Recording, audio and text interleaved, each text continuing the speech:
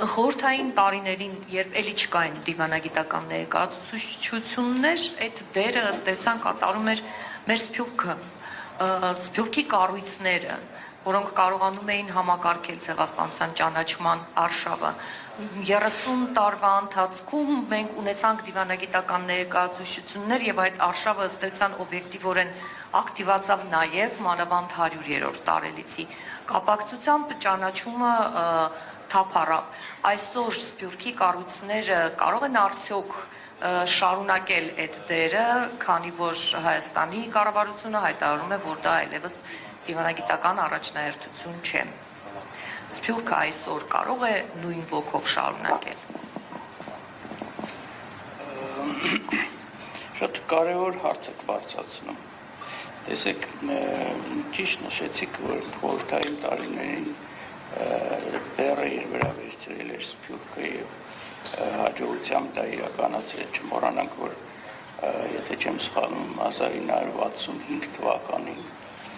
Ուրուգվայը որպես առաջին պետություն ընդունեց հայոց ցեղասպանությունը կամ 87 թվականին Եվրոխորհրդարանը ընդունեց եւ դա մեր Սփյուռքի տարբեր կառույցների նպատակասլաց եւ շատ լայնածավալ աշխատանքի շնորհիվ էր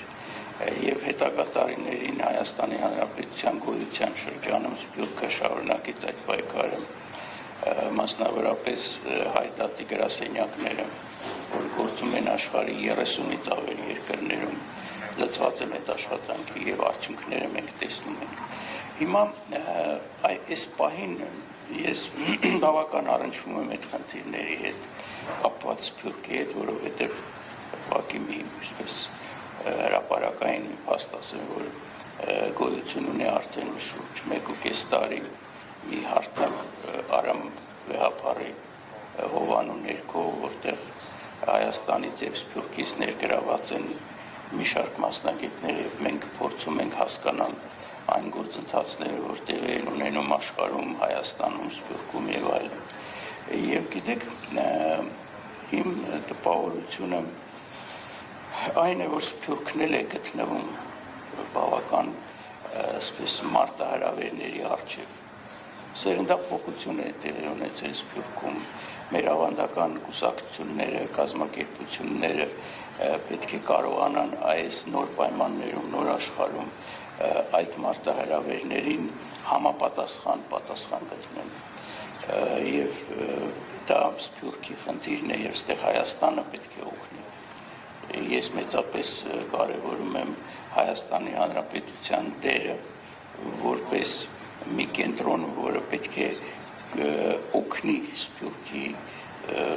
տարբեր կազմակերպություններին, համայնքներին եւ այլն։ Եվ այս առումով ցեղասպանությունը դա մի երևույթ է, դատապարտումը, պայքարը ցեղասպանության ճանաչման, դատապարտման համար, որը համախմբում է Հայաստանին եւ Սփյուռքին։ Եվ ես համոզված եմ, որ որքան էլ չգիտեմ իշխանությունները ինչ քաղաքականություն անցկացնեն, Հայաստանի Հանրապետությունը եւ Սփյուռքը կգործեն այս խնդրի շուրջը միասնաբար եւ դա կօգնի Սփյուռքին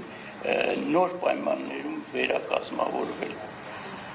Այսինքն ցեղասպանությունը որպես մի երևույթ, որը կարող է օգնել Սփյուռքին